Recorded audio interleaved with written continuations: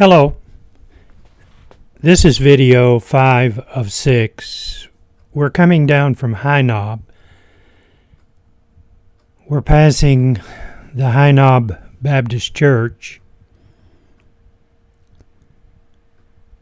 If we would turn left, we would go back over to where the White Bridge is at. We did that in video number 1 of 6. When we pulled out of the parking lot over there, that's the road that I said if we turn left, we would go back up toward High Knob Baptist Church.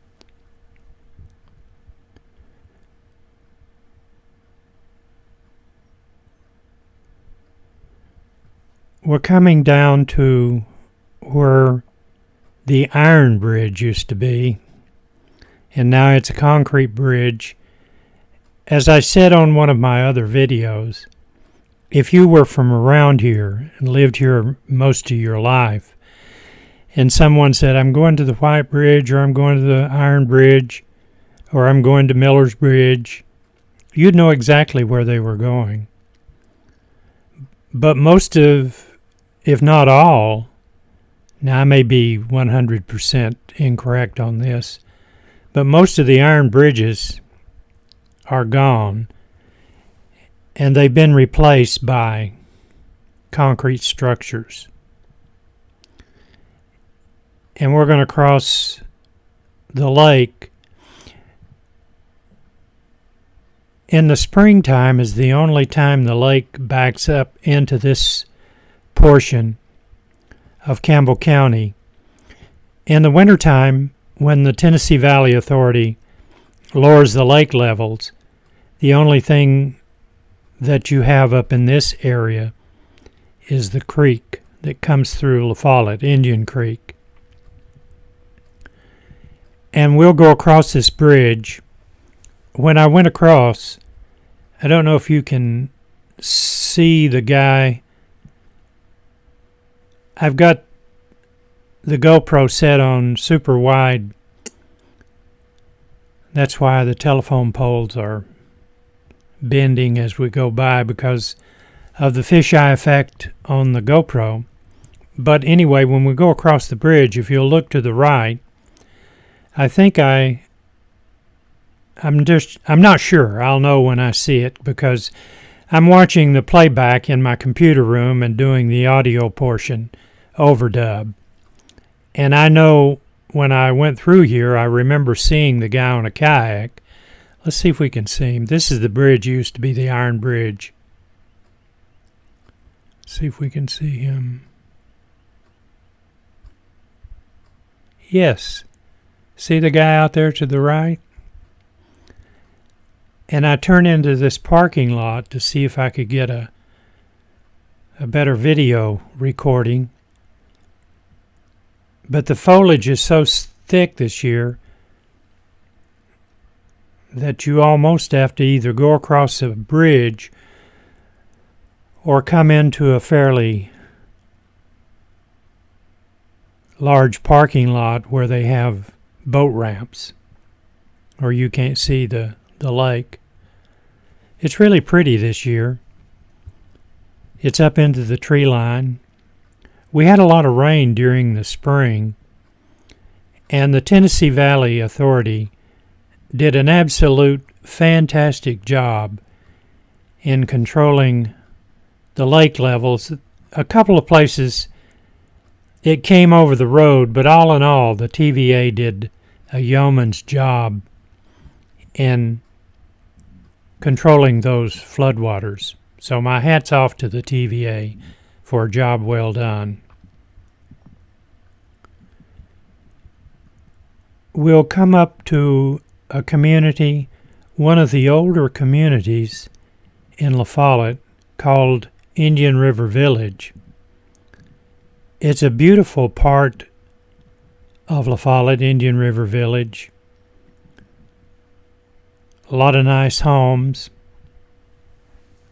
And we turn right and go down through that community, which is one of the older communities in La Follette. And it's called Indian River Village. we turn right here. You can notice the street signs there. This is Shoreline Drive. I don't know who has the house for sale, but one of these houses on the right, if you'll notice as we go by, I think, maybe I'm mistaken, I think it had a for sale sign. That one, this one right here. So, I don't know who has that for sale, but anyway, I captured it on video. But this is a nice neighborhood. It's an older neighborhood, but very nice. As we continue on Shoreline Drive in Indian River Village,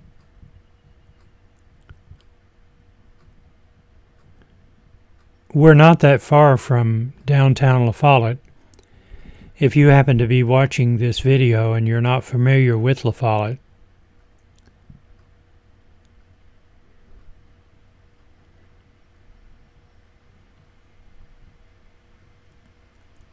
we'll go through a neighborhood. It was the first place that I lived in La Follette, not here, but a place called Linden Park, which is no more than a mile or a mile and a half from Indian River Village.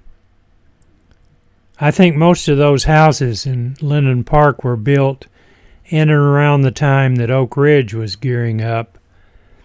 And when my dad went to work for Oak Ridge during the Second World War, and we moved to La Follette, we were either the second or third family to move in that community. We lived in the house at the bottom of the circle. As we go through there, I'll point it out to you. So we get back on the street, which will go into Tennessee Avenue.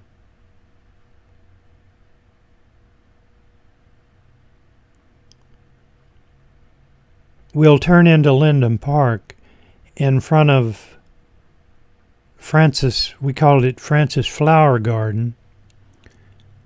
And the bank on the left, now it's just a lawn. But when we moved to Linden Park, in the spring, they planted that whole area in beautiful flowers. And it was a treat to see those flowers bloom in the spring, in the springtime. I'm just trying to fill the audio portion up.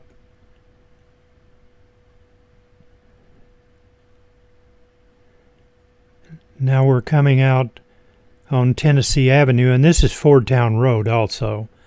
I don't know where it becomes Fordtown Road and Tennessee Avenue, but this is Tennessee Avenue that goes through La Follette.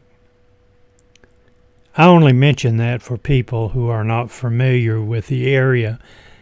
I have people who watch these videos that will probably never come to this city, and then they may. And we turn right. This is Linden Park.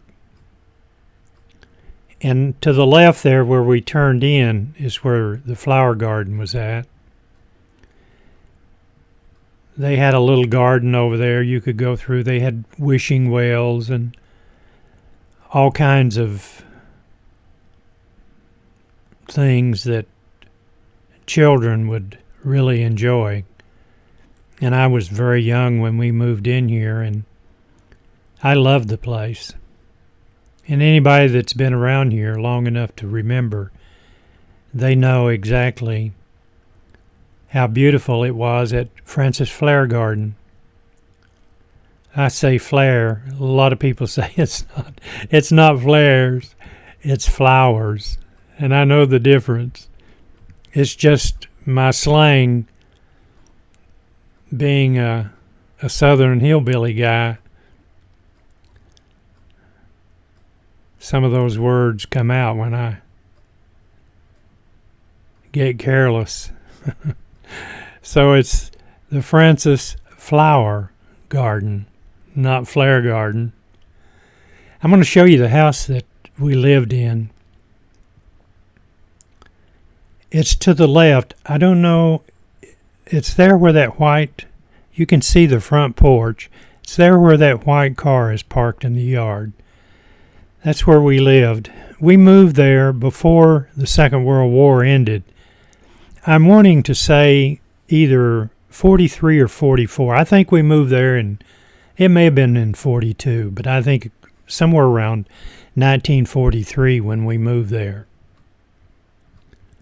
There were a lot of families lived in the area, and when the war ended and things more or less ceased to operate at a high rate in Oak Ridge, a lot of these families moved away. After the war ended, they moved away, and I never saw or heard from them again. Who knows who they were or where they were from? We turn right back out on Tennessee Avenue. Voiceovers, like using the word flare, and I listen to the playback. I think, Frank, you need to be a little more cautious in your maneuvers. The reason I laugh, I'm 81 years old, and I'm to the, this is my hobby, and if I slaughter a word, heck with it. I know the difference. But it's easy to get careless when you start reverting back to your mountain roots.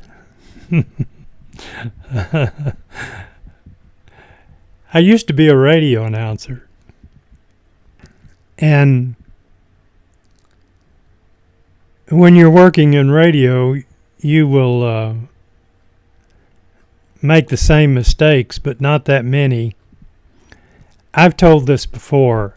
When I was stationed at Oxnard Air Force Base in California, I had a part-time job working for KPMJ FM in Oxnard, California. I'm laughing because I know what I'm going to say. I've told this story before on some of my videos. But anyway, I worked in the evening, and late at night we played classical music. That was a difficult job. We had a library of RCA Gold Seal records. We had just about any classical piece of music you could find.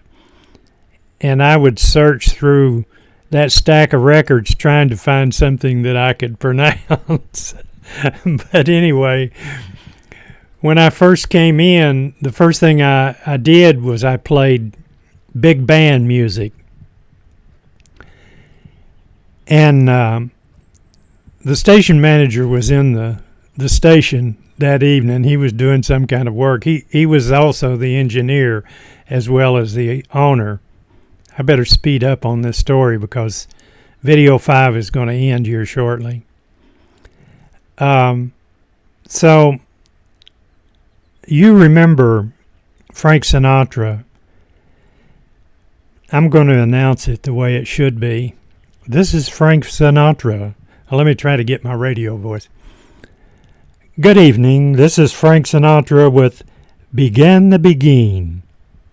That's the way you would do it.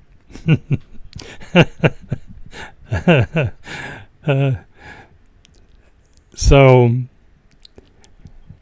I was going to play Frank Sinatra, and I said, this is Frank Sinatra with Begin the Begun. I think he was a Navy captain, and he was retired and he had purchased that radio station.